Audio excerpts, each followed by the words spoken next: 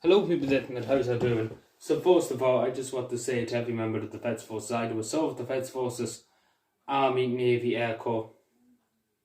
Thank you, and I'm sure every citizen of Ireland appreciates your service during this difficult time in Ireland's history.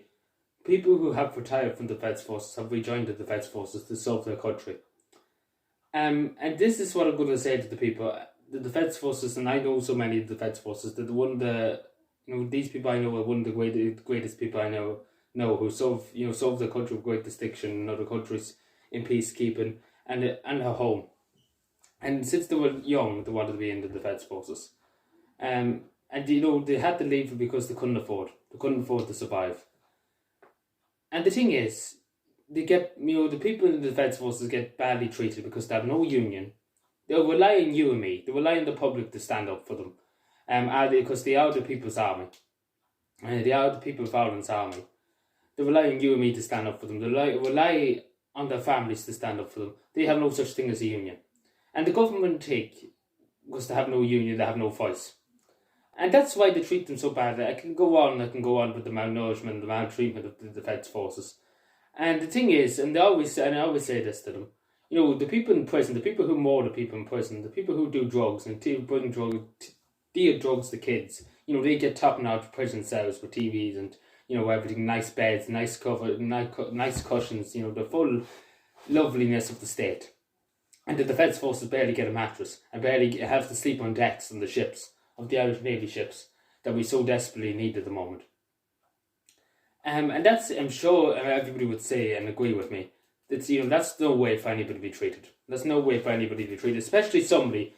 It takes a long time to train for the Defence Forces, to get up at 5:30 every morning, to go out for a run. They serve us. And they put their lives on the line every time they go out to a foreign country. They put their lives on the line, they don't know what they're going into. They go into the unknown. And they put their lives on the line, to protect people and to, represent Ireland abroad. And I'm sure many of us, and I can say for myself, I wouldn't have the courage, as some of these men have done, and some of these women. And I'm saying to the people of Ireland, for their great, great work to the Defence Forces, and I'm sure every one of them, who knows me, will be watching this. Because I'm always been standing up for the Defence Force, and I always will. Because the treatment of the Defence Force is nothing more than a shame. It's a shame, Leo Farrell, it's a shame that the government will treat anybody in society like this, in Irish society, treat anybody like this. But to take advantage of the Defence Forces that were supposed to be standing up for the countries, defend the country, and taking advantage of them because they don't have a voice, and that's the simple as that. You think they don't have a voice and that they can't speak, and they're not allowed to speak. And when that's to a certain extent, that's true, that the soldiers can't really speak as much when they're on duty than when they retire.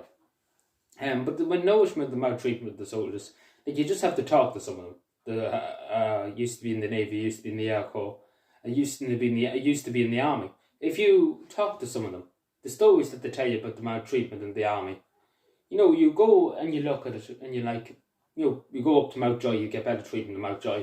Simple as that. These men have served this country with distinction.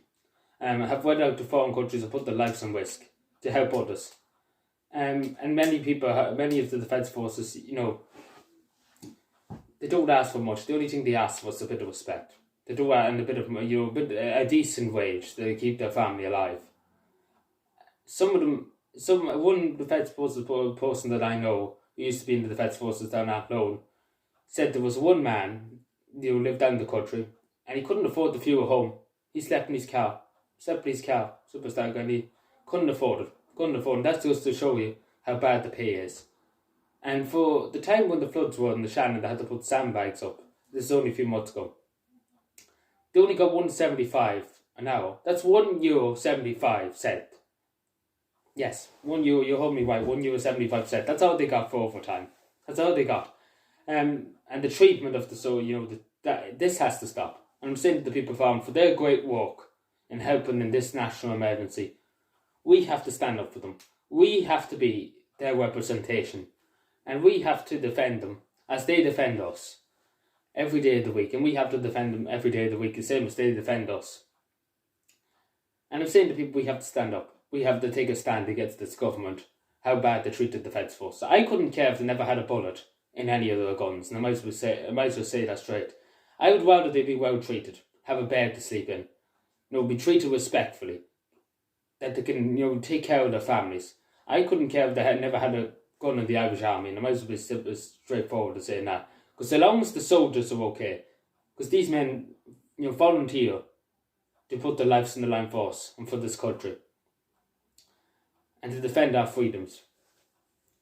I couldn't care if they never had a gun. Simple as that. But I would rather they were respected and they would get the right treatment as they deserve, as they rightfully deserve, than if they ever had a gun. And I'm sure many of the Defence Forces would agree with me that it's okay if you have the biggest equipped army in the world with all the best equipment, and you treat your men like that doesn't work, and that will never work. To have an army that is well fed and well treated is a lot better than having an army that's well equipped. Please do take, after this is all over, I'm saying to the people of Ireland, stand up, say to the government, take it out of their wages. Tell the government to take it out of their wages, and to give the money to the Defence Forces, which they've been fighting for years and years and years, and they've been maltreated for years and years and years, and we have to put a stop to it. Thank you.